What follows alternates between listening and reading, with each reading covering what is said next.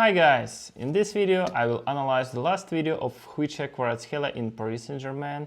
It will be in Russian, but you can easily switch subtitles in every language you want: Georgian, German, English, whatever. So feel free, subscribe the channel, like the video, and let's go!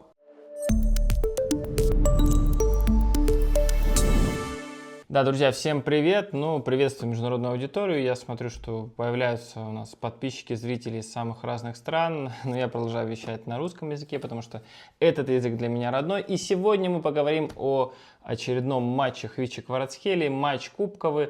Знаете, когда я видел соперника Стад Бриош, вот я вернулся уже в Казахстан, здесь в час ночи матч начинается, но были сомнения, стоит ли это все смотреть. Но потом я подумал, как я могу вас оставить без самой свежей аналитики. Вот сейчас здесь 3:11, я пишу это видео, поэтому давайте долго не затягивать, давайте коротко, самое главное. ПСЖ выиграл со счетом 7-0, какое-то сумасшествие. В общем-то, играли против команды 4-го дивизиона. Что еще ожидать от этого Стад Бриоша? Вообще не знаю, как он дополз до вот этой стадии 1/4 финала. В прошлом раунде, например, Ниццу переиграли. Я вообще сомневался, будет ли Луис Энрике выпускать Khvicha Kvaratskhelia, но, как говорится, победный состав не меняют. Я не скажу, что Луис Энрике его вообще не менял. Нет, все-таки изменения были.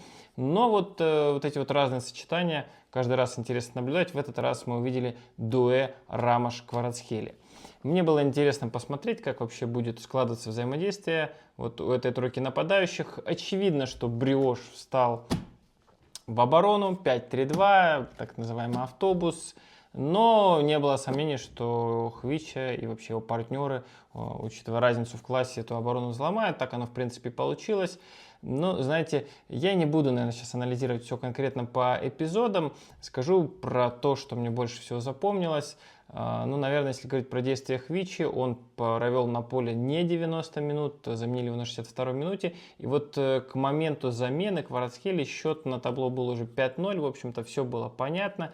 Khvicha был одним из таких футболистов, который вел игру на протяжении этих 62 минут, что он находился на поле.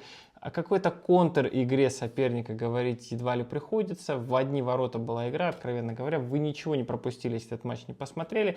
А вот какой-то сухой остаток по поводу Kvaratskhelia тоже вы, вероятно, откроете статистику, посмотрите. Ничего, голов нету, голевых нету. Что, провалил, что ли, Khvicha матч? Кстати, видите, я сегодня в футболке Наполи не успел еще обновить на футболку ПСЖ. Надеюсь, вы мне это простите. Так вот, на самом деле все в порядке, паниковать не нужно, потому что вот из тех 5 мячей, что были забиты при, скажем так, нахождении Khvicha на поле, 4 были забиты при его участии. Давайте разберем по порядку.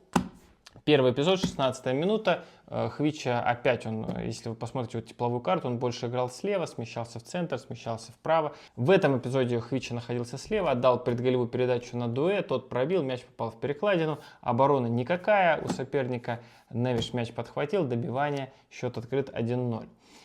Потом было несколько эпизодов у ворот хозяев, там были угловые. Khvicha, кстати, неплохо исполнял эти передачи, но опять же на фоне такого соперника, давайте мы не будем тут что философствовать, что вот какие классные передачи, там не забили, а так могли быть и голевые. Там одна передача, она не дошла до Рамоша, после второй Рамош пробил, но вратарь потащил. В общем, такие были эпизоды. И в концовке тайма Khvicha уже сместился в центр, там покатил на фланг, последовала передача на дальнюю, Рамош забил второй гол.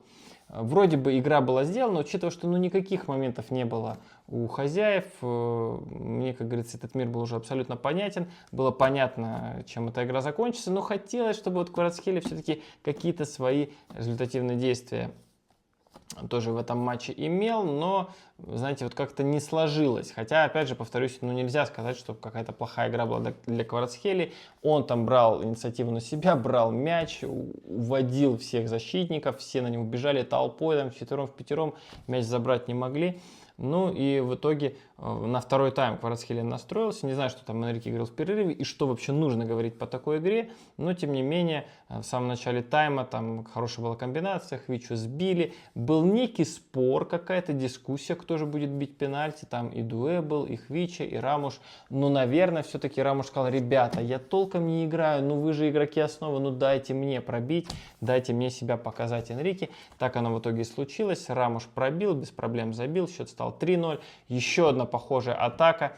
Хвича в этот раз уже наступил на ногу сопернику, судья свистнул, но в другую сторону. Затем случился 4-й гол, Хвича покатил на Рамоша, тот на Дуэ, опять вот так называемый предголевой пас, ну вот рядом-рядом, но за такое очки не дают и в протокол не вносят. Счет стал 4-0. Ну и 5-й гол, там уже была потеря со стороны хозяев. И счет стал 5-0. И вы знаете, 61-я минута. Не знаю, видел ли Хвича Кварацхелия, что его сейчас будут менять или нет. Мне кажется, что нет. У него был мяч, проходил. И вот из-за пределов штрафной бил рикошет, и мяч уходит на угловой. Но Луис Энрике этот угловой уже подать Хвичи не дал, он его заменил. Ну, может быть и хватит, 62 минуты. Знаете, вот на сборах, если футболисты играют, скажем так, для поддержания формы, хороший такой вариант. Потом вышел Баркаля, вышел Дембеле, забили еще 2 гола, выиграли 7-0. Ну, я думаю, что об этом всерьез говорить не стоит. Ждем будущих матчей. Я напомню, что через неделю у нас Ливерпуль. Но, ребята, Кубок Франции. Это был четвертьфинал. Что у нас остается в Кубке Франции? Сегодня, кстати, Брест играл и как будто бы выигрывал после всех неудач, издевательств, которые Париж позволил себе над Брестом. Казалось, что вот Брест сейчас свое возьмет, хотя бы здесь в Кубке, но нет, с Дюнкерком вели 2-0, в итоге 2-3 проиграли. Реймс еще остается в турнире. Кстати, Реймс всего один раз парижане обыгрывали в 6 последних матчах, представьте. И 3 матча без побед против Реймса, еще один такой, может быть, коварный соперник.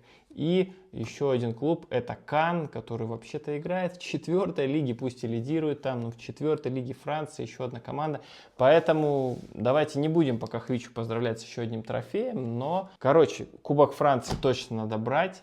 Чемпионат Франции уже в кармане, 2 трофея минимум, а там вдруг и Наполи выиграет, еще 3-я медалька прилетит, и Лига Чемпионов. Вот просто зафиналить, так сказать, этот сезон, это было бы прекрасно. Я считаю, что вполне это может получиться. Ну и в заключение пару слов еще про Сабу Гагличидзе. Я не знаю, пока вы спали, пока вы ели, он рубился с Ювентусом за выход в полуфинал Кубка. И еще один кубковый успех для грузинского футболиста. Вышел он во втором тайме на 46-й минуте. Эмполи вел 1-0, в итоге сыграли 1-1. По пенальти там Гагличидзе после матча удара не исполнял, но мы уверены, что его аура грузинская удачная. Тем более, что грузины пенальти в последнее время бьют очень хорошо. Жаль, что до Гагличидзе очередь не дошла, но тем не менее Эмполи сильнее Ювентуса, проходит дальше, впереди Болонья, там уже двухматчевое противостояние, матчи будут в апреле и есть шанс зацепиться за Кубок Италии у Гагличидзе, ну как минимум показать себя, потому что если пройти Болонью, финал, все будут смотреть, а там Интер или Милан, ну это же просто кайф, поэтому Сабу Гагличидзе поздравляю, Хвичу Кварацхелию тоже поздравляю с очередными хорошими результатами, смотрим вперед, ждем будущих матчей, ну и вам хорошего дня, конечно же, болеем за грузинских футболистов.